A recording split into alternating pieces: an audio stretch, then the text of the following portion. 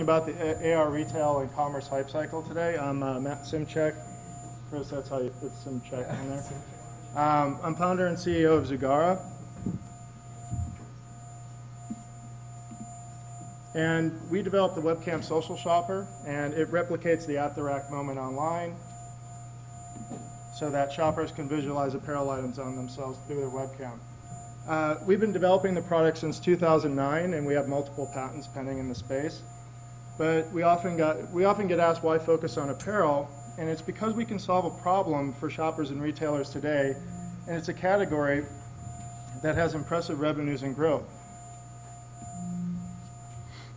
And when I go over the AR retail hype cycle today, I'm going to be focusing on apparel and accessories, given that it's the largest segment of commerce.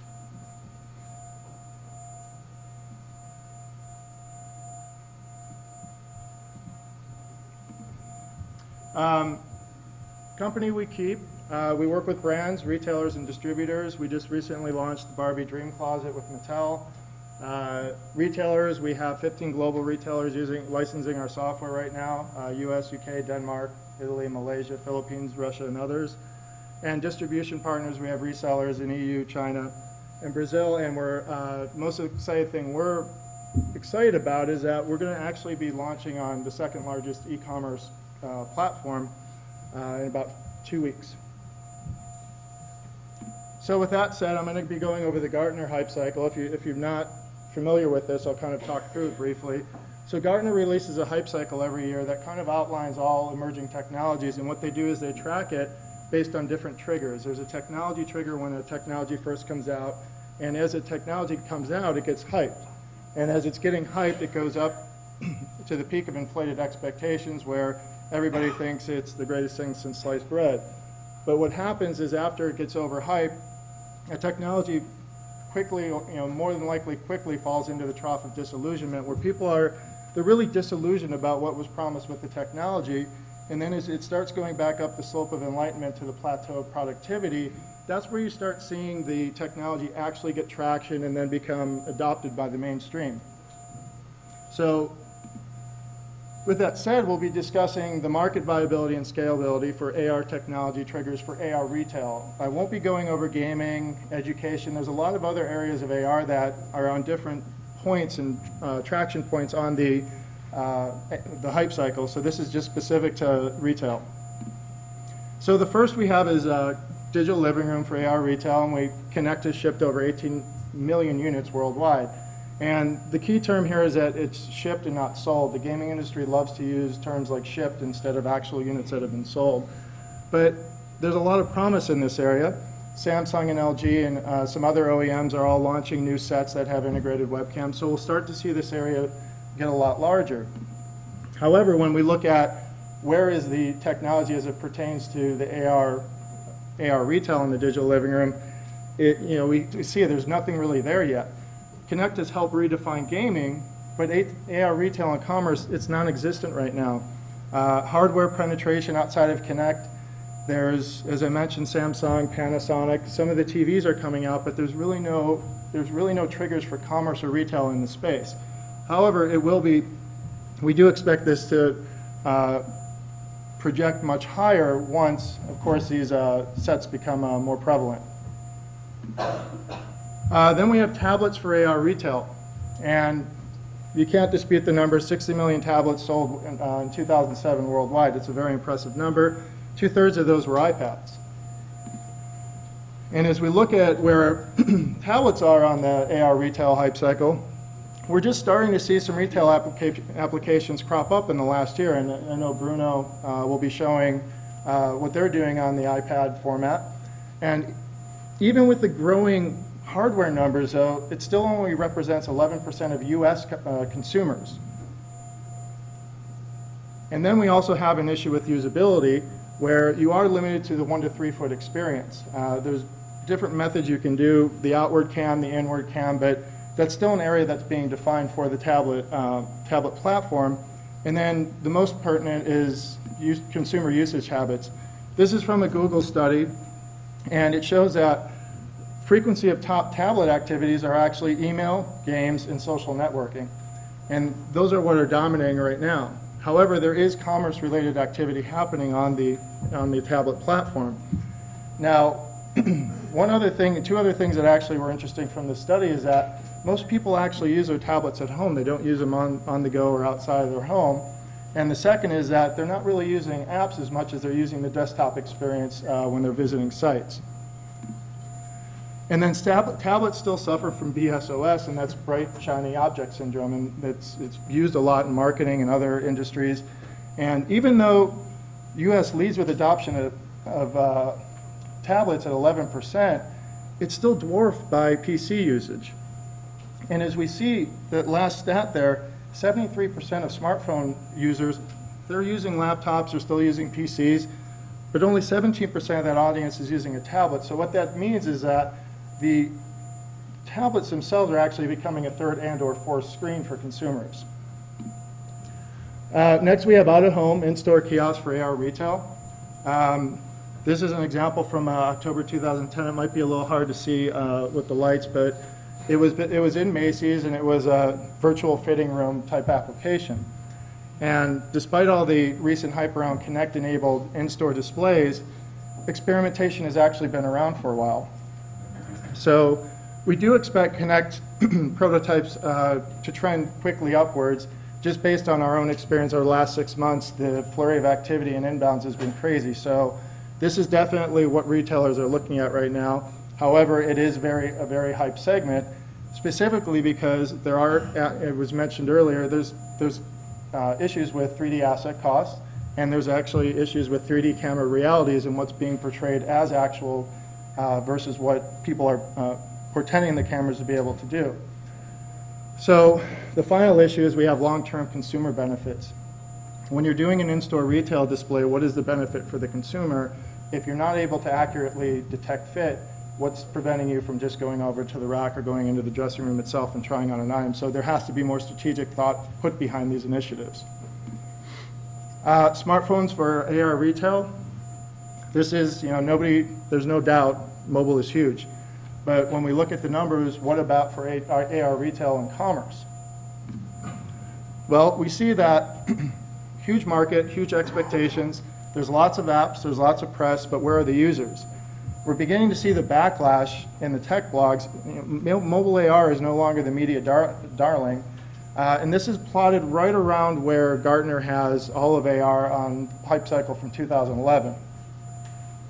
And there's a few issues here. Hardware is still maturing. There's market fragmentation between iOS, Android, BlackBerry, Windows. And there's still usability that's being figured out, and there's a reality versus expectations. So when we look at the app ecosystem, and again, this is all for retail and commerce, we see that there's over 1 million apps between Apple and Android, and these are on the tablet and mobile platforms. But if you look on the left graph, shopping and retail doesn't even get its own piece of the pie. It's dominated by gaming and social networking. And on the left, we also see that retention rate among app users is very low.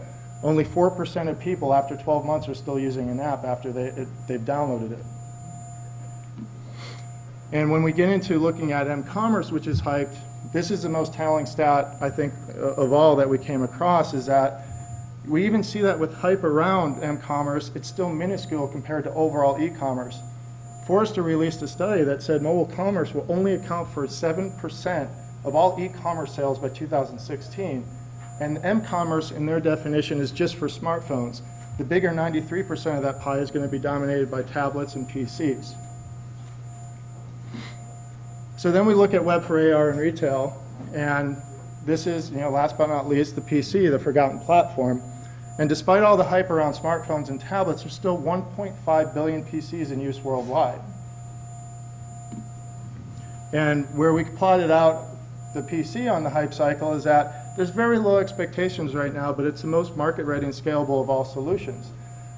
E-commerce, it is married to 2D and Flash. HTML5 has been hyped as a unifying platform, but it's not ready, and I'll go into detail a little more on that. Consumer hardware specs. For the PC, you do have to have a minimum requirement so people can actually run if you're going to be focusing on AR and retail. And we do have the perception that it's not seen as sexy. And we'd like to bring up, this is an issue that we often talk with retailers about. it's not always the best technology that wins, it's always the experience that's created by technology for a consumer. And what I mean by that is if you remember the format wars between VHS and Beta, Beta had a much superior technology, nobody could dispute that, but VHS solved the consumer problem. They allow consumers to record an entire ball game. That's the format that was ultimately adopted, not the superior technology. So the key to all this is you need to make the technology as accessible to consumers as possible. And by not focusing on the PC market, you're basically not fishing where the fish are right now in the foreseeable future. We can all try to move upstream, but the migration isn't happening as quickly as the hype might suggest, and again, specific to AR, retail, and commerce. So one consistent issue we always come across is 3D asset creation. Right now, though CAD files exist for other products like autos and cameras and so on, for apparel, these are often done by sketches. And when you have to create a model from a sketch, and then you have to texture it, then you have to create a physics engine to animate it to make it lifelike and real, you're then giving the estimate to the retailer who thinks you're crazy. They're not going to pay for that. So that's been a consistent issue in the industry. And the other one has been HTML5. It should have its own hype cycle right now.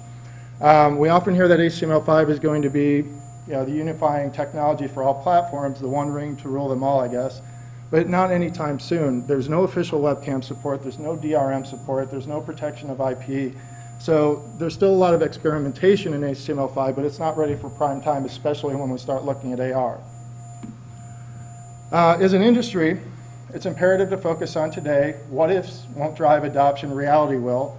So how can we get AR retail to mainstream adoption faster? And here's 5 quick things. Have a vision and focus on what you do best. We often use a saying, jack of all trades, master of none. We're focused on e-commerce and won't stop until our product is synonymous with as a Zoom feature on an e-commerce site. We're fine with being a one-trick pony. And what I'm getting at by this is you should do what you do well. We refer a lot of our work to Erasmus when it comes in that's mobile. We just don't want to deal with the mobile, and everybody wins in that regard. Be honest about today's capabilities. The industry is still in its infancy, and we need to protect its image and manage expectations appropriately to drive investment. Depth sensing cameras are not accurate up to 3 centimeters. That's about an inch. 2D cameras are even worse on accuracy, and then when you factor in applying a physics engine, you're even farther off. So a lot of these technologies claiming that they can solve fit can't. It's just not practical right now. Collect and share data publicly. Data will validate the industry, and we all need to work together here. Like the MMA, the Mobile Marketing Association, we need to start aggregating data, white papers, use case studies as an industry as a whole and start sharing that for people interested in augmented reality. That's not being done yet, and it needs to be done very soon. And then focus on solving real problems. For shoppers, it's not about a cool technology. It's about the experience you can create with that technology. It's broken record with us. People want intuitive, seamless experiences without barriers. And for retailers, you need to make the integration for retailers as easy as possible. Retailers are not going to deal with a 4-month and 40K integration point. It's just not going to happen in these days and ages. And then finally, the biggest issue right now is, again, the Google Glasses video. The AR hype was just ridiculous around this. The Google video is cool, but it's misleading consumers.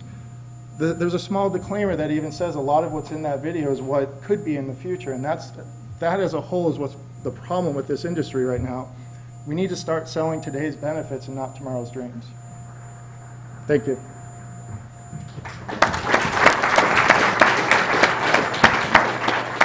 Does anybody have any questions for Matt here? I heard you say that HTML5 has a problem with protecting IP.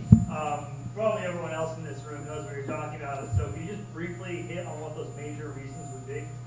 For protecting your IP code, HTML5 is an open format. Just as you can go on any HTML site right now and copy the code, you could do the same with HTML5. Okay. Anyone else?